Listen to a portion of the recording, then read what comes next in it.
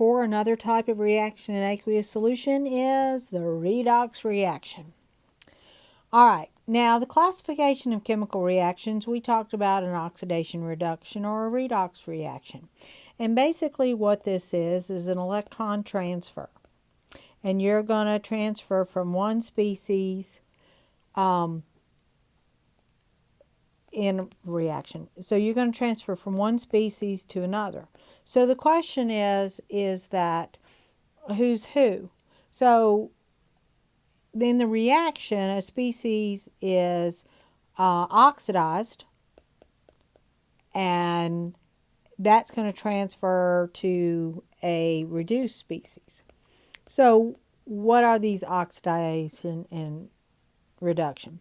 So oxidation is the loss of electrons, and reduction is the gain of electrons. Now, this is critical.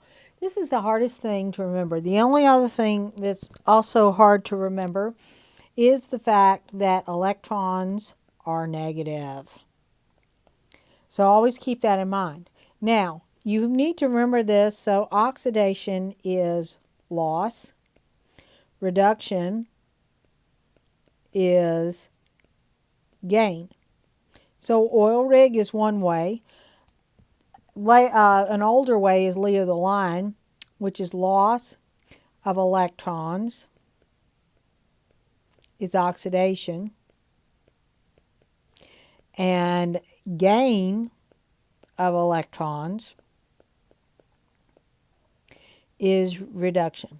Now, to be honest, I don't use either one of these, but I like Leo the Lion goes grr, just because I like saying grr.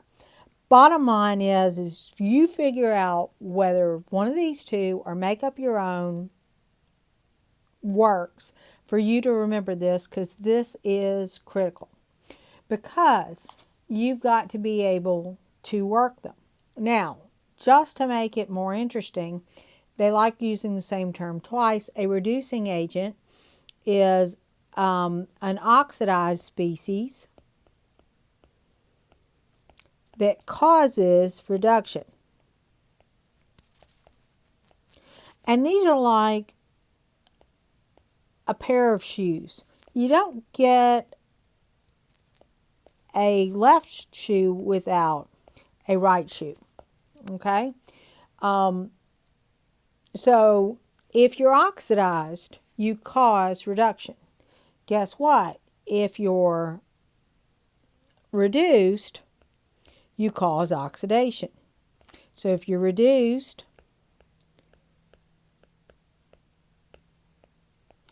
you cause oxidation. Now, knowing this, metals tend to undergo oxidation. And we know that because if you look at the periodic table, most metals, almost all metals you know of, are positive. So that means they lost electrons because electrons are negative. Non-metals tend to be negative, so they tend to undergo reduction. But non-metals actually can play both games. So because of this, some of them fall into what are called the disproportionation reaction, which is a really big word for saying the same species is both reduced and oxidized.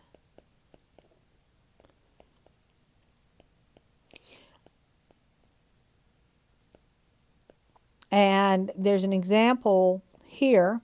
So you start with phosphorus, which is elemental on this side. And so if you look at it, this is actually similar to ammonia, where it really should be written as pH3, or I just rewrote that, H3P. So here, phosphorus is 3 minus. Here, remember your oxidation rules. If oxygen is 2 minus, there are 3 of them. So that's a total of 6 minus plus 1. So that's 5 minus.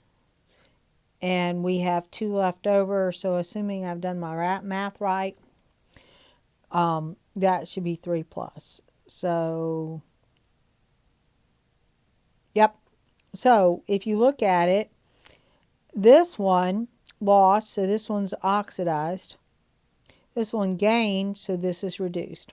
Let me shorten oxidation to ox and reduce to red. So the question on this one is are we oxidized or reduced? So question is identify which of these are redox reactions and then label what's oxidized and reduced. All right. So if we look at it, sodium is an elemental, so it's 0. Chlorine, hydrogen is listed first, so it's 1 plus. Chlorine is listed second, is 1 minus. Notice it doesn't matter if they're balanced or not to be able to do this. Okay, so looking over here, sodium is 1 plus, chloride is 1 minus, and this is the elemental state of hydrogen. So if we look at it, sodium's changing and hydrogen's changing. Sodium's going from 0 to 1 plus, and hydrogen is 1 plus to 0. Do you need to write this down? Maybe not, but I can assure you on the next test, on the test that covers this, we're going to have redox problems, and I'm going to ask for oxidation numbers. So if we look at it, we go from 0 to 1 plus, so we lost electrons, so we're oxidized. Hydrogen, shouldn't have the H2, gains electrons, so it's reduced. So for B, we look at sodium sulfide. Sulfide is 2 minus. Sodium is 1 plus, because there are two of them that has to balance. Remember, these are neutral compounds. Bromine is 1 minus. Hydrogen is 1 plus. Sodium is 1 plus, 1 minus, 1 plus, 2 minus. And sodium's going from 1 plus to 1 plus, sulfur from... Okay, there's no change. So there's no redox reaction here. So magnesium oxide, oxygen, remember, is 2 minus. Magnesium is 2 plus. Hydrogen is 1 plus. Chloride is 1 minus. Magnesium is 2 plus. Chloride is 1 minus. Hydrogen is 1 plus. Oxygen is 2 minus. No redox. So if you don't remember how to do raw oxidation numbers, you need to go back and look at them. So here, potassium is 1 plus. That means phosphorus is 3 minus. Oxygen is in its elemental form, so it's 0. Potassium is 1 plus. Oxygen is 2 minus. There are 4 of them, so that's 8 minus. And potassium is 5, so that's 5 minus, which means phosphorus has to be 5 plus. So if we look at this, potassium didn't change, but oxygen went from 0 to 2 minus. And phosphorus went from 3 minus to 5 plus. So oxygen gained, so it's red, and phosphorus lost, so it's ox. Okay, down here, this is potassium chlorate. So potassium is 1 plus, oxygen is 2 minus. There's 3 of them. So this 6 minus plus 1 is 5 minus. So this should be 5 plus. Okay, potassium is 1 plus, chloride is 1 minus, oxygen is 0. So potassium didn't change, but the chlorine went from 5 plus to 1 minus. The oxygen went from 2 minus to 0.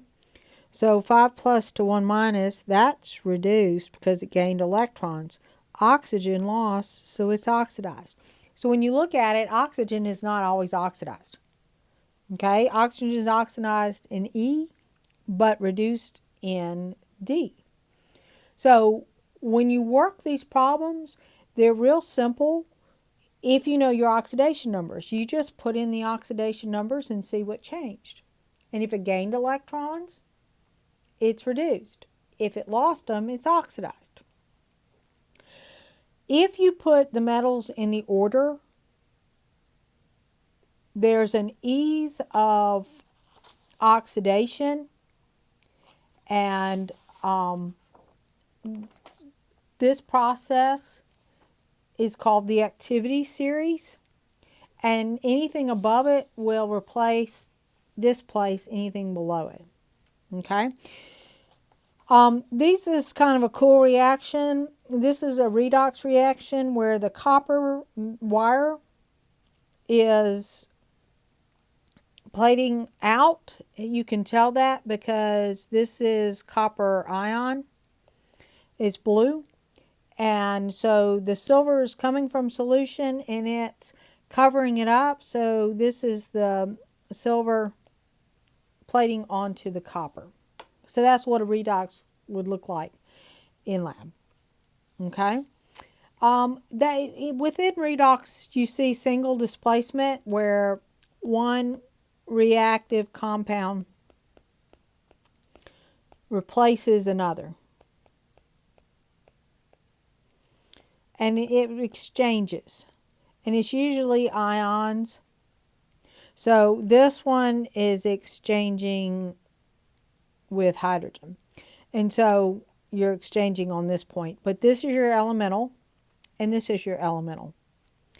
Elemental, elemental. So you've exchanged who's basically in combination with the ion. So the chlorine is going to trade places with the iodide here.